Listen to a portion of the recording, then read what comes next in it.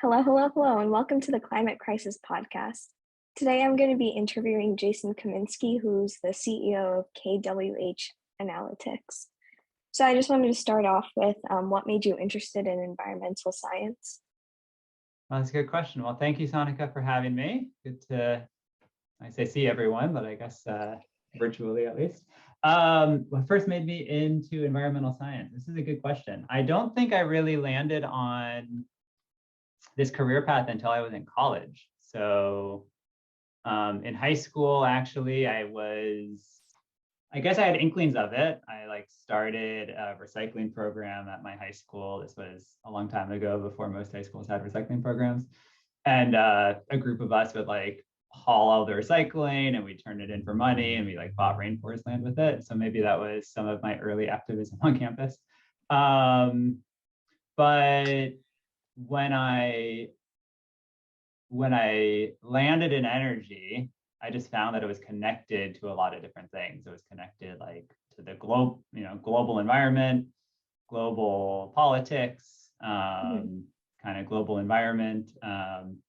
So it's been a fun industry. It's been a fun place to work, and in my opinion, very, very important. But I don't know. I guess I just kind of grew up maybe being outdoors and enjoying that. Okay, that's nice. So you said that you knew from the first year of college, you didn't go in undecided. No, I went in undecided. Actually, let's see. I went in undecided. I ended up studying math, and I studied. It's actually a major that ended up being. Today it's actually called climate change, but at the time it was not called climate change. It was called atmospheric science. And it was, I think through those courses, and I had my very first year, I took a 1-year track on environmental science.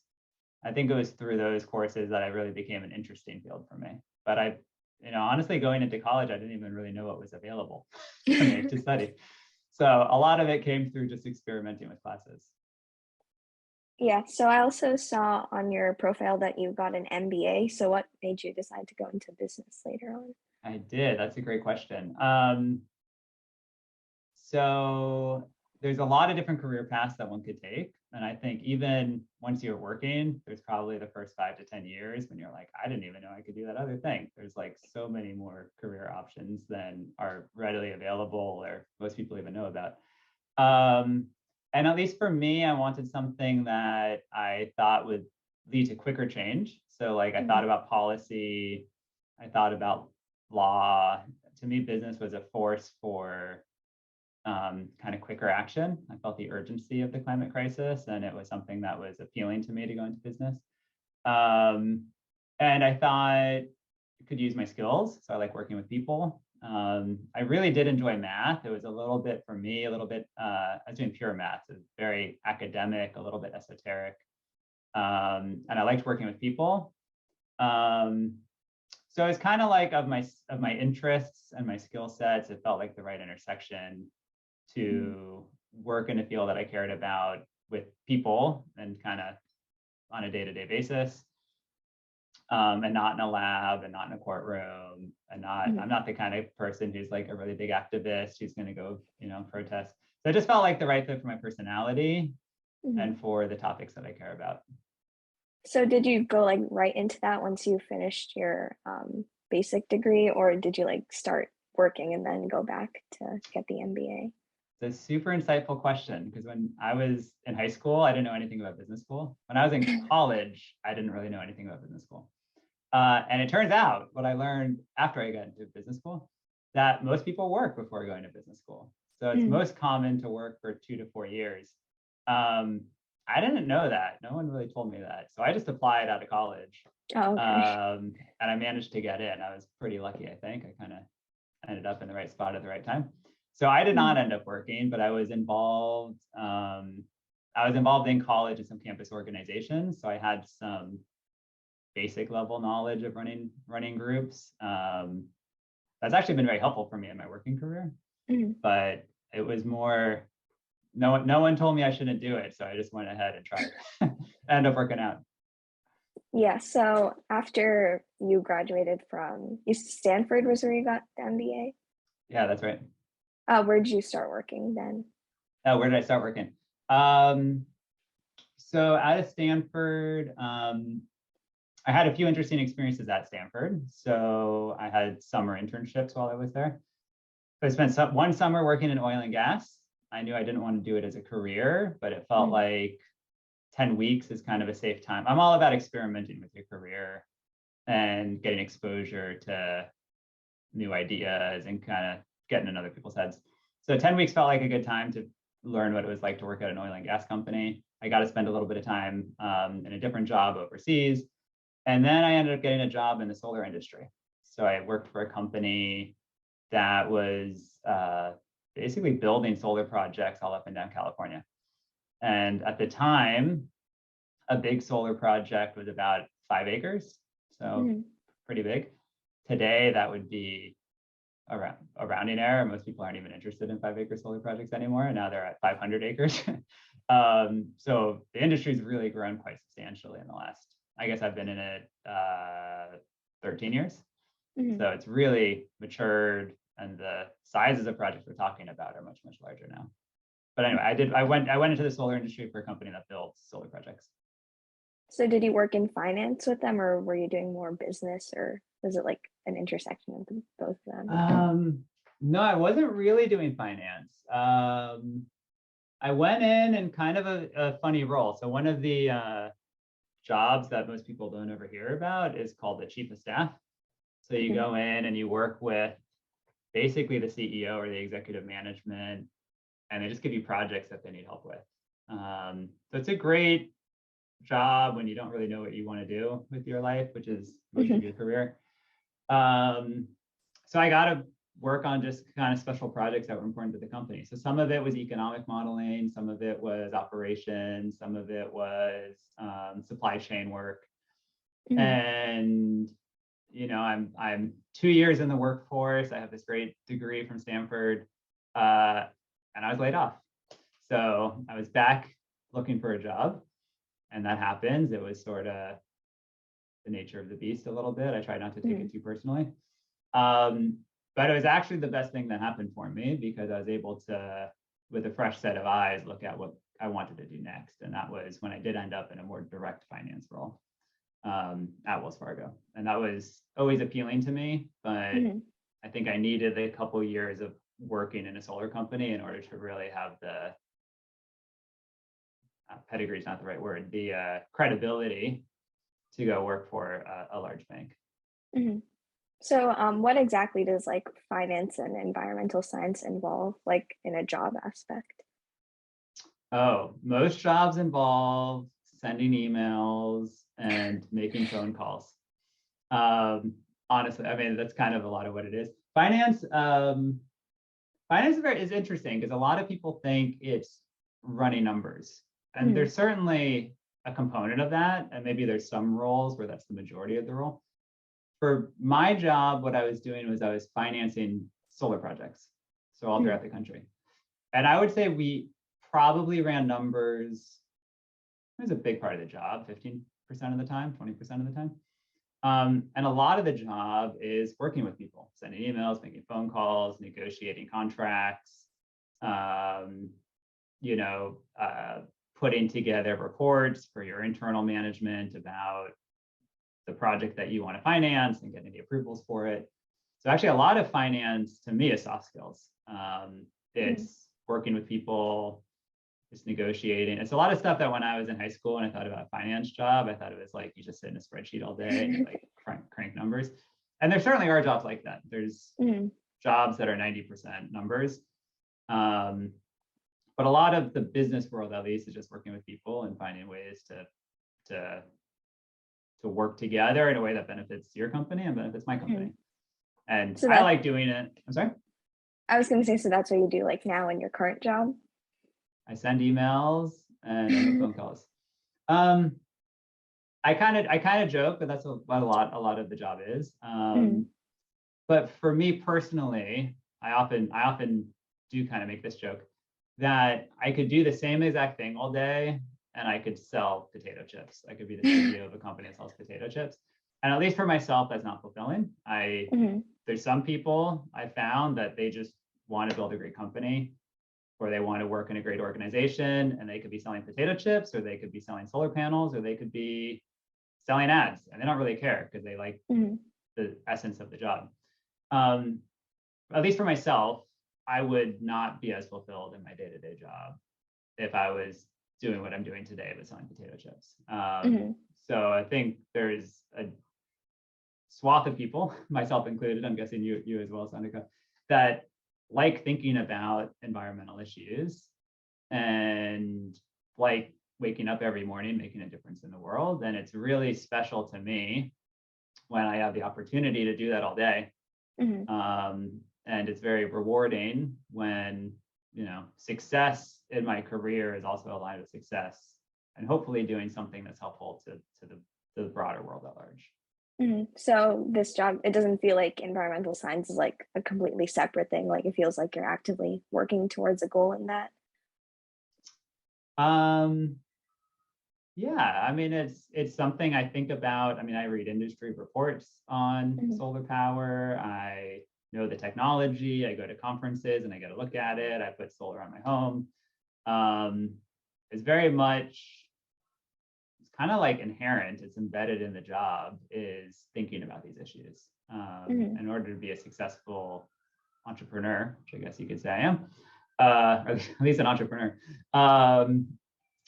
It's inherent. You have to understand the issues, and Hmm. it's exciting to be on the leading edge of some of the research and some of the topics. Hmm. So is like solar and that type of energy what you're most passionate about in environmental science, or is there something else that you like more? Well, it's where I've spent most of my career. I think solar to me is it's weird to say it's a beautiful technology, but it Hmm. has no moving parts. You don't need a middle of the desert to build a large facility like you do a coal plant. You could break it up into a million pieces and put it on a million homes. Hmm. So it could be distributed. Uh, every year it gets cheaper for the most part, almost very regularly, very consistently. Um, so I like seeing it on homes. To me, I actually do think it's beautiful to look at. Like I like seeing a home with a solar panel on the top. But when you look at the projections, also of what's going to be installed, you can't build a coal plant. It's kind of a dying technology. And a lot of the growth is in solar and wind. And I think that's good for the world. And I think it's technology that's only getting cheaper. Um, and I kind of just like inherently like the idea that you can put something out there and harvest Hmm. free electrons from it. Um, I just kind of like that. I don't know, that like satisfies something in my brain as a Yeah. smart way to do things. Hmm. So did So, did you like start up KWH analytic? Sorry, yeah, analytics. analytics, KWH analytics. I was a very early employee. I joined the founder about a year into the Hmm. company's life. Oh, okay. So Yeah. what do they exactly do? It's a good question. So um, all solar projects, all renewable energy, pretty much all forms of energy, um, is cheap, but it's still expensive, right? To get Hmm. to the volumes that we're trying to deploy. So what you need to do is you need to bring different forms of capital, different forms of financing into the equation. So part of it is a bank. That's like what Wells Fargo is doing. Um, and part of it is insurance. So in the same way that you need car insurance, you need home insurance, you need solar insurance, you need to make sure that if anything happens to your facility, um, you have someone backing you for that. So Hmm. what my company does is we take data about how these projects work, and then we use that to bring insurance to the industry. So we kind of sit at this intersection of renewable energy, of insurance and finance, and of data analysis. So those are the three domains that we bring together. Hmm. A So little like, bit, a little bit of a niche industry, but it's very important to get everything in the ground that we're trying to get installed. hmm. So are you working virtually now, or do you go to like an in-person facility and do something? Oh, also a great question. So we were working together. We all were in San Francisco. And then the pandemic hit. Mm-hmm. And one of my business partners decided he was going to move back home. He grew up in Hawaii. So early on in the pandemic, we decided we were going to go virtual. Mm-hmm. And it's been really interesting because, um, I have employees now all over the country and actually all over the world. I have an employee in the Mm-hmm. UK. I have an employee in Canada, Montana, Texas, Missouri, Pennsylvania. They're kind of distributed Mm-hmm. everywhere, and it works really well. We're on email, but we use software. There's like an internal chat room that we use called Slack, and we're on Zoom all day, and we're talking to each other. And we try to make sure we get together a couple times a year. Mm-hmm. We had our first retreat, which was nice. Got everyone together, spent a few days together. Um, Business is certainly different. Like it used to feel like class almost, right? You're all working Yeah. together, you socialize over lunch. So we have to find different ways to create community because Mm-hmm. now we're sitting in our homes, kind of like I am. But really, at the end of the day, people want to work with people that they care about. In the same way, your friends are people that you want to care about. You want to work with good people. So finding ways to create community is something that we've had to be very intentional about. Mm-hmm. So you talked about like what you like about your job. What's some things that you don't really like about it? Oh, that's a tough question. I think hmm, the more senior in an organization you get, the bigger the problems are that you have to deal with.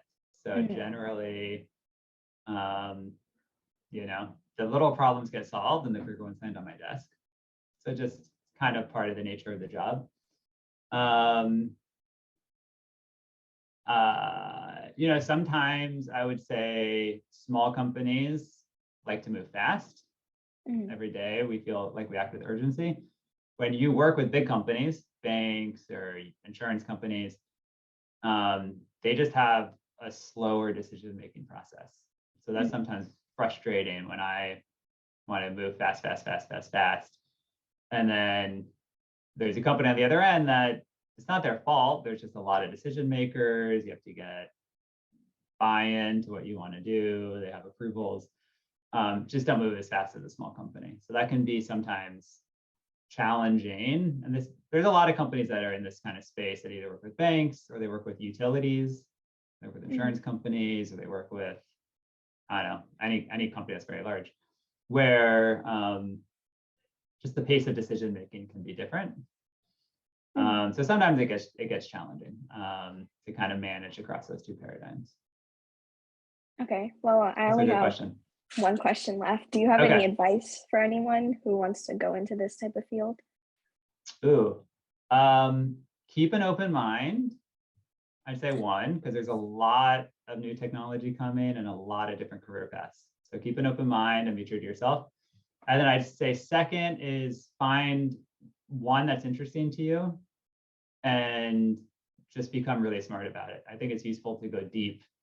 I think it's good to be broad, but it's useful to go deep in something so that you can learn all of the different facets of it. So you can learn the technology and you can learn the policy and you can learn the legal and you can learn the public appeal and the marketing, because especially for high school and college and even early career, I think there's a lot of exploration about what you actually want to do. And maybe you'll find you really like the marketing or you really like the policy side, or it's interesting, how a piece of the physics works. So I say just be really open to new ideas and be inquisitive. I think that's probably the most helpful. I still try to do it. It's harder as you get older, but I Yeah. still try to do that. Yeah. Well, thank you for that advice. And also thank you for letting me talk to you on my podcast. Yeah, thank you for having me, Sonika. Yeah. So thank you to everyone for listening too. And I'll see you next time. Bye.